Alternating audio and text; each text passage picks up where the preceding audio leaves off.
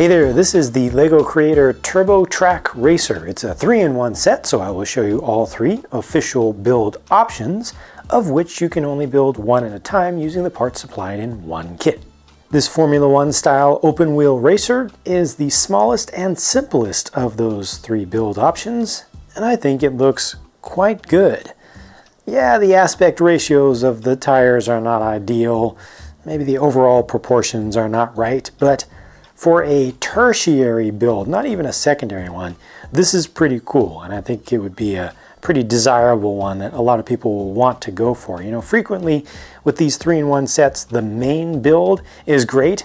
The secondary one might be like, okay. And then by the time you get to the third one, it's like, yeah, okay, they're kind of stretching things now, really pushing hard to get something else out of this that looks somewhat complete, and you end up with a ton of parts left over. But this actually looks like something that could have been a main build some years ago in the LEGO series. It does use some relatively modern parts, including the macaroni tile piece, recolored in blue here. You get a couple of those in the set. I like what they did for the cockpit area. This is actually a very lightweight model. It has a lot of open space on the interior of it, but I like what they did with the fenders used horizontally for the cockpit. They've kind of tried to put some cockpit detail in there. I mean, you've got the yoke style steering wheel. It can't actually be turned. You know, it's not a Technic model, but single printed console piece in there. I like what they tried to do for the suspension arms here.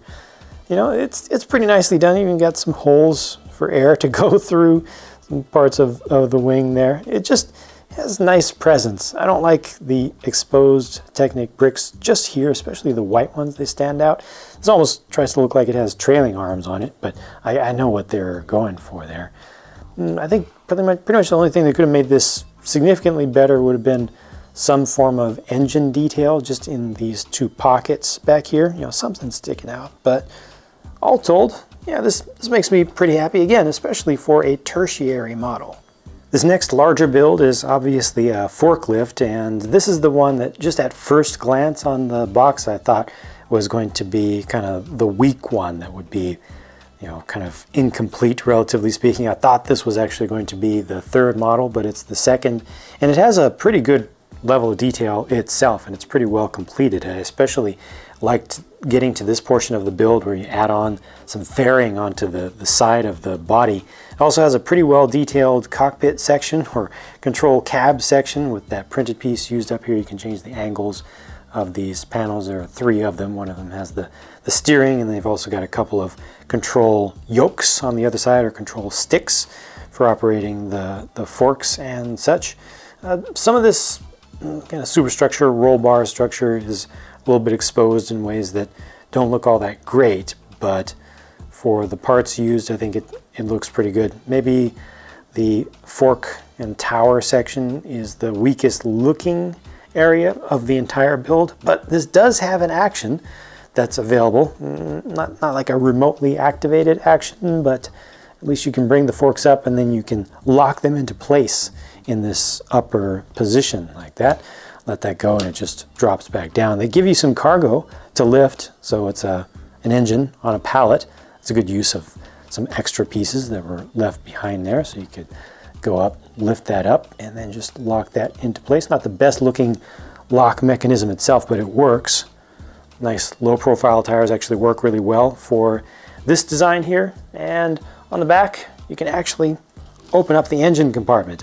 And this one does have some engine detail in there, which is satisfactory. It's not great, but it's nice to have that. It's nice to be able to open up that compartment and see something in there that's trying to be something. Some lights on the back as well. Actually pretty nicely shaped up around the back of it. Another model that's pretty good. This one doesn't look as good to me. It doesn't look as finished to me as the open wheel racer, but it's definitely a good build. It was enjoyable to put together and feels like a satisfying use of those pieces.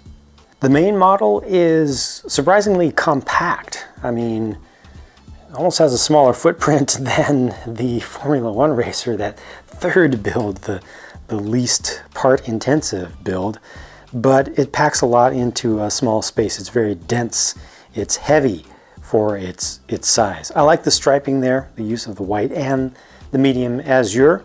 I like the white recolor for these wheel inserts here. I think we've had those in other colors in the past. Those are against white wheels behind there. The shaping of this overall is pretty good. Uses that Ferrari F40 windscreen. Glad to see that again. Pretty nice looking detail around the back. Has a diffuser down there. You've got some exit air holes. It looks like a lot of this was inspired by the F40 actually, with a lot of the shaping cues. But are you ready to be impressed? I have something to show you about this that is really cool. Unexpectedly cool. Unexpected for it to exist at all. I'm going to push down on the wing back here, and you think the wing is going to retract? I thought the wing was going to retract. Well, it does in a way, but it does this. Whoa! Gull wing doors. Hello. That's nifty. That's quite a lot of mechanical disadvantage is what it feels like, but that's quite a lot of action, and it's smooth. It works. It doesn't get caught up, ever. I've gone up and down a bunch of times. It just lands perfectly. To give you a view of the interior as well, which has a bit of roll cage detail in there and some nicely colored seats with the two-tone thing going on.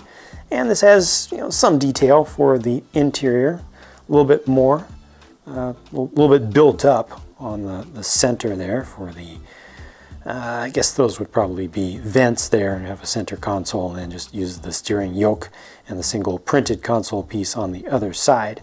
But of course, this also has engine detail. You would expect that of a model with this many pieces. I'm actually going to move the wing out of the way again to give you an easier look at the engine. This has another nice surprise built into it, because look at these light gray connector pieces.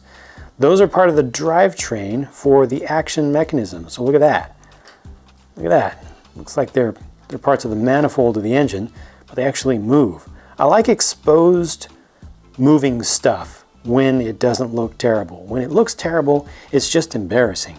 But here you actually get to see stuff that moves, and it contributes, it actually adds to the realism, surprisingly. The realism of something that's at a completely different scale than this mechanism itself. That is clever, and that probably could not have been done much better. They also have the struts in there, the shocks that are kind of simulated with the yellow parts, the yellow cylinder pieces, and you don't really see that from the exterior at all. Just a tiny bit right there, but they're really nice to have in there. Little stuff matters, little stuff counts, and that was done nicely. And you've also got the front, the bonnet that can be opened here. I guess this is the trunk in this case, and the boot. Yes, that would be the boot in the front, and it just has a tool there and a fire extinguisher. Hopefully this is not a flame-prone vehicle. Not so much good detail done for the front suspension or anything, but it works. And you've got a large air inlet section there. One thing about this that I don't particularly appreciate, keep in mind that this is the main model, so this is the one that uses all of the parts in the set, all of the parts.